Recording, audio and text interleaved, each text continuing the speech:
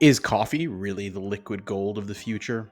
If you're an investor in Starbucks stock, you may actually believe that to be the case, especially after, we'll say, the price dip that it's undergone, trading down over 26% in the last year.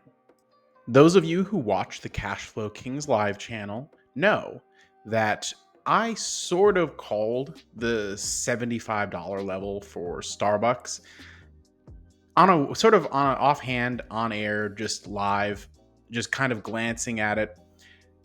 And I was told there's no way that could happen. Well, guess what?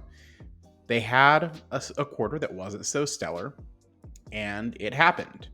Now, Starbucks is a great brand, a great moat, a quality business. I'm not saying that they aren't, but not every quarter can be a slam dunk grand slam every single time in perpetuity. And I did tell them 75 is where I would consider buying the stock. I bought one share because I basically verbally agreed to do so. Now, if you price a company for perfection and they don't perform perfectly, you could expect a correction. I think that's pretty standard logic. The big question I want to try to answer is Starbucks a good value today? And should I consider adding more to my single share position? So, why is the market punishing Starbucks stock? Well, that story starts with the revenue. This most recent quarter is the first time in a while, discounting 2020, where they failed to beat the comparable quarter of the prior year in terms of overall revenue.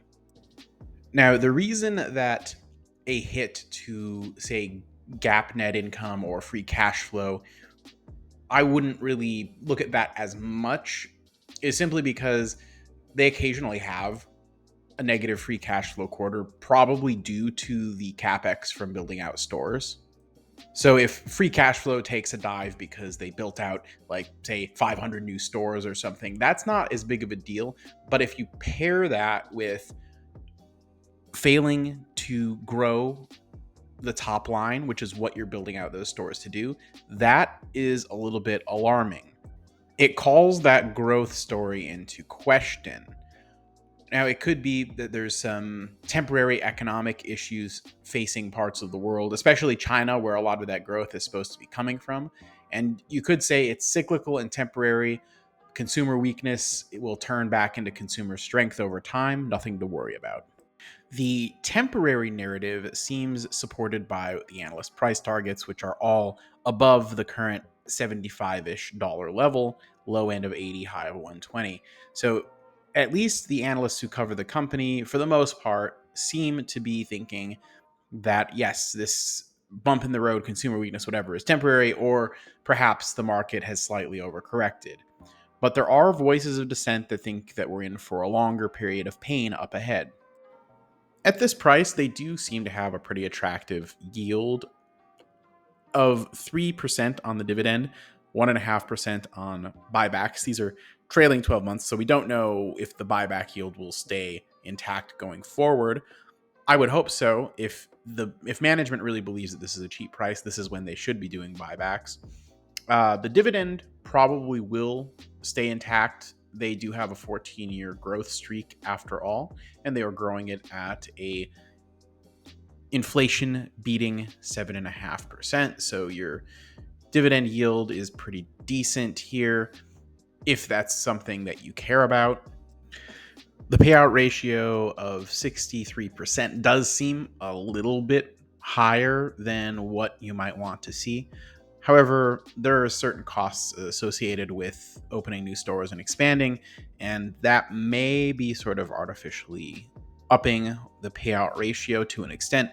I would not necessarily think that this is a big problem for Starbucks, assuming we're not in for worse times ahead. Is Starbucks a reasonable price? Well, based on a PE of over 20 and a price to free cash flow of 21, it seems like that could be a little bit expensive for potentially limited growth ahead. But when you look at the price to operating cash flow of about 13, this is before you have to, take out capital expenditures to get to the free cash flow number. That seems pretty attractive. As long as the stores they're opening are profitable, they should add to the operating cash flows of the business. And then when store openings kind of start to dwindle, all of a sudden the free cash flow number will trend much closer to the operating cash flow number. And today's price for that future cash flow could be relatively inexpensive. So I'm not necessarily against Starbucks at these 75-ish dollar levels. The balance sheet does concern me somewhat, because what is the risk here with Starbucks? The risk, of course, is that the new store openings, especially in China, don't go so well. They aren't accretive to operating cash flow. What happens then? Interest rates have stayed elevated longer than a lot of people expected, and the net debt compared to cash it looks like growing a little bit in the recent quarter. So what are they going to do if they have to service this off of operating cash flow that is not as good as what they're hoping for? If those new stores aren't positive cash flow, this could turn bad for Starbucks pretty quickly. I don't think Starbucks is at risk necessarily of going to zero, but if things turn bad, I could see them perhaps rethinking their dividend, which anytime a company either stops growing or cuts their dividend, shareholders that are focused on dividend investing tend to flee the stock, and the market overall views that as weakness because, well, hey, let's just call it what it is. If these stores don't do well, that is bad for the company. But counterpoint to that, they did have $6 billion in operating cash flow in 2023. So if they slowed down on the CapEx, I think they could manage the debt load pretty handily without going under. So I did a little thought experiment asking myself, what gets us to today's valuation? Well, I'm sitting here looking at today's price.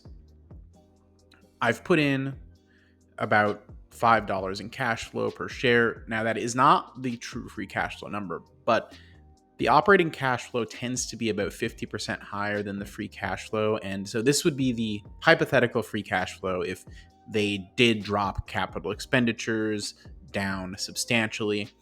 I think this would be pretty close to the mark.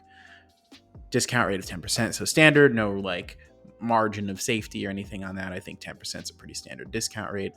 I am going to deduct them on the negative tangible book value for their debt because that is a negative on the business. I think that's perfectly reasonable to do. And I've put in a high single-digit growth rate for their cash flow, 9%. And while this isn't a definitive valuation, I think it's fun as like a thought experiment to say, what do I need to see from Starbucks to make today's valuation make some kind of sense? We put the free cash flow to $5 per share, which that's roughly 50% above the free cash flow that they've been producing, which the operating cash flow generally is something like 50% higher than their free cash flow. Again, that's largely due to the CapEx on the business.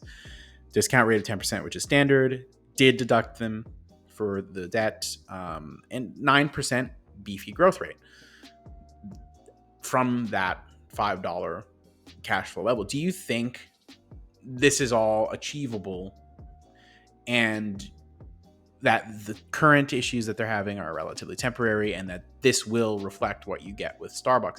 If so, then yeah, maybe for the next 20 years, it's decent. But like with anything, this model is only as good as what we've put in as the inputs. And until they actually happen, they're basically all imaginary. So take it with a grain of salt, even if you run your own assumptions through.